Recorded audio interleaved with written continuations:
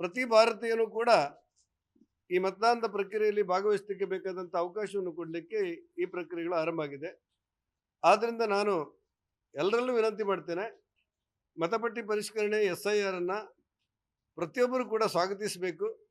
ಮತ್ತು ಮನೆ ಮನೆಗೆ ಆ BLOಗಳು ಬಂದಾಗ ಮತ್ತು BLA 2 ರಾಜಕೀಯ ಪಕ್ಷದ ಪ್ರತಿನಿಧಿಗಳು ಬಂದಾಗ ಎಲ್ಲ ವಿವರಗಳನ್ನು ಅವರಿಗೆ ಕೊಡಬೇಕು ಅನ್ನುವಂಥ ವಿನಂತಿಯನ್ನು ನಾನು ಮತದಾರರಿಗೆ ಮಾಡ್ತೇನೆ.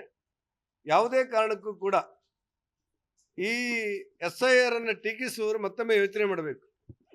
ಯಾಕಂದರೆ ವಿದೇಶದ ಜನರಿಗೆ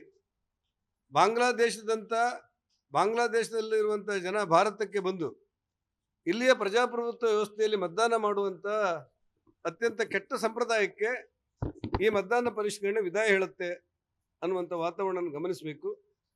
ಕೆಲವರು ಮಾತನಾಡುವಾಗ ಪ್ರಜಾಪ್ರಭುತ್ವಕ್ಕೆ ಇದು ಕಂಟಕ ಅಂತ ಹೇಳಿದ್ದಾರೆ. ಪ್ರಜಾಪ್ರಭುತ್ವಕ್ಕೆ ಕಂಟಕ ಅಲ್ಲ ಇದು.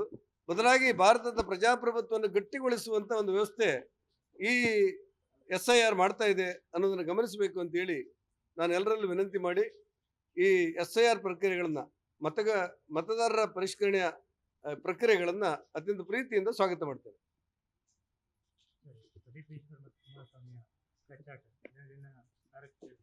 ಸಾಮಾನ್ಯವಾಗಿ ಈ ಮತದಾರರ ಪರಿಷ್ಕರಣೆ ರಾಷ್ಟ್ರ ವಿರೋಧಿಗಳು, ಭಯೋತ್ಪಾದಕರು, ವಿದೇಶದಲ್ಲಿದ್ದು ಭಾರತದ ಜನರಿಗೆ ಅನ್ಯಾಯ ಮಾಡುವವರು ಮತ್ತು ಭಾರತದ ಪ್ರಜಾಪ್ರಭುತ್ವವನ್ನು ಬುಡಮೇಲು ಮಾಡಬೇಕಂತ ಆಸೆ ಪಡುವವರಿಗೆ ಇದಕ್ಕೊಂದು ಕಡಿವಾಣ ಆಗುತ್ತೆ ಅನ್ನೋ ನಮ್ಮ ಭಾವನೆ.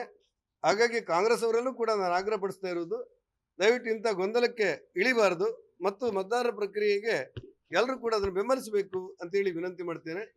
ಈ ಮಧ್ಯದಲ್ಲಿ ನಡೀತಾ ಇರುವುದು ಏನಂತ ಹೇಳಿದರೆ, ರಾಜ್ಯ ಸರ್ಕಾರ ಅಧಿಕೃತ ವಾಸ್ತವ್ಯ ಪತ್ರವನ್ನು ಕಂದಾಯ ಇಲಾಖೆ ಮೂಲಕ ನಾವು ಕೊಡಿಸ್ತಾ ಇದ್ದೇವೆ ಅನ್ನುವಂಥ ಮಾತುಗಳನ್ನು ರಾಜ್ಯ ಸರ್ಕಾರ ಹೇಳ್ತಾ ಇದೆ.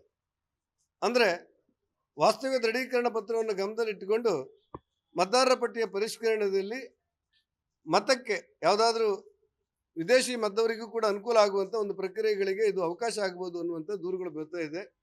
ಆ ಹಿನ್ನೆಲೆಯಲ್ಲಿ ಈ ವಾಸ್ತವ್ಯ ಸರ್ಟಿಫಿಕೇಟನ್ನು ಇಟ್ಟುಕೊಂಡು ಯಾವುದಾದ್ರೂ ಮತವನ್ನು ಉಳಿಸಬೇಕು, ನಮಗೆ ಬೀಳುವಂಥ ಮತಗಳನ್ನು ಉಳಿಸಬೇಕು, ಅವರು ಯಾವ ದೇಶದವರಾದರೂ ಅಡ್ಡಿಲ್ಲ ಅಂತ ಹೇಳಿ ಕಾಫಿ ತೋಟದಲ್ಲಿ ಕೆಲಸ ಮಾಡುವಂಥ ಬಾಂಗ್ಲಾ ನಿವಾಸಿಗಳಿಗೆ ಅವಕಾಶ ಮಾಡಿಕೊಡುವಂಥ ಪ್ರಕ್ರಿಯೆಗಳು ಮುಂದುವರೆದರೆ, ಸರ್ಕಾರ ಕೊಟ್ಟಿರುವಂಥ ಅವಕಾಶವನ್ನು ಬಳಸಿಕೊಂಡು ಕಂದಾಯ ಇಲಾಖೆ ಅಧಿಕಾರಿಗಳು ವಾಸ್ತವ್ಯ ದೃಢೀಕರಣ ಪತ್ರವನ್ನು ಊರ್ಜಿತಗೊಳಿಸಿ ಈ ಮತದಾರರ ಪಟ್ಟಿಯಲ್ಲಿರುವಂಥ ಮತವನ್ನು ಅನೂರ್ಜಿತ ಆಗಬಹುದಂಥ ಮತವನ್ನು ಉಳಿಸಬೇಕು ಹೊರಟ್ರೆ, ಈಗಾಗಲೇ ನಾವು ಕೇಂದ್ರದ ಚುನಾವಣಾ ಆಯೋಗಕ್ಕೆ ದೂರು ಕೊಡಲಿಕ್ಕೆ ಯೋಚನೆ ಮಾಡ್ತಾ ಇದ್ದೇವೆ.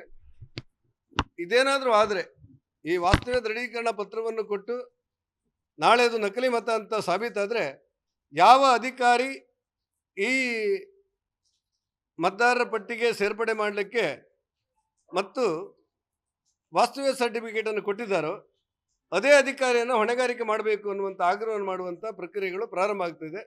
ಹಾಗಾಗಿ ನಾನು ರಾಜ್ಯದ ಮುಖ್ಯ ಕಾರ್ಯದರ್ಶಿಗೆ ಆಗ್ರಹಪಡಿಸ್ತೇನೆ, ರಾಜಕೀಯ ಪಕ್ಷಗಳು ಏನೇ ಅಭಿಪ್ರಾಯ ಪಟ್ಟರೂ ಕೂಡ ಈ ಮತದಾರರ ಪರಿಷ್ಕರಣಾ ಪಟ್ಟಿಯ ಪ್ರಕರಣ SIRಗೆ ಯಾವುದೇ ಒತ್ತಡದ ಹೆಸರಿನಲ್ಲಿ ಮುಂದೆ ಸರ್ಕಾರದ ಅಧಿಕಾರಿಗಳಿಗೆ ತೊಂದರೆ ಆಗದಿರುವಂತೆ ತಾವು ಜಾಗೃತಿ ವಹಿಸಬೇಕು ಅನ್ನುವಂಥ ಆಗ್ರಹವನ್ನು ಮಾಡ್ತೇನೆ.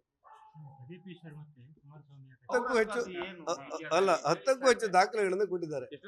10ಕ್ಕೂ ಹೆಚ್ಚು ದಾಖಲೆಗಳನ್ನು ಅವರ ಊರ್ಜಿತ ದಾಖಲೆಗಳನ್ನು ಕೊಟ್ಟಿದ್ದಾರೆ. ಅದೆಲ್ಲವನ್ನು ಗಮನಿಸ್ತಾರೆ. ಉದಾಹರಣೆಗೆ ನಾವು 90% ಈಗಾಗಲೇ ಒಂದು ದಾಖಲೆ ಅಡಿ ತಗೊಂಡು ಬಂದೇವೆ, 10% ಮಾತ್ರ ಪರಿಶೀಲನೆ, ಅದು ಯಾವುದೂ ಅಲ್ಲ.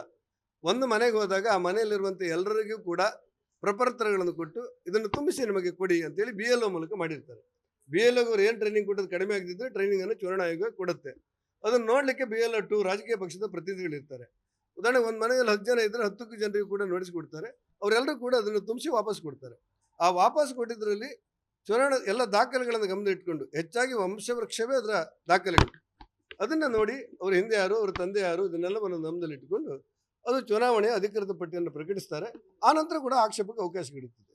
ಒಟ್ಟಾರೆ ಈ SIRನಲ್ಲಿ ನೈಜವಾದಂಥ ಭಾರತೀಯನಿಗೆ ಮತದಾನದಿಂದ ವಂಚಿತರಾಗುವಂಥ ಅವಕಾಶಗಳಿಲ್ಲ. ವಿದೇಶದಲ್ಲಿ ಬಂದು ನಾನು ಓಟ್ ಹಾಕ್ತೇನೆ ಅನ್ನೋರಿಗಿರುವಂಥ ಅವಕಾಶವನ್ನು ತುಂಬಿಸೋದು ಇದ್ರ ಗುರಿ. ಏನೇ ಸಂಘರ್ಷಗಳಾದರೂ ಕೂಡ ಇದರಲ್ಲಿ ನೈಜ ಭಾರತೀಯನಿಗೆ ತೊಂದರೆ ಆಗದಿರುವಂತೆ ಚುನಾವಣಾ ಆಯೋಗ ನೋಡಿಕೊಳ್ಳುತ್ತೆ.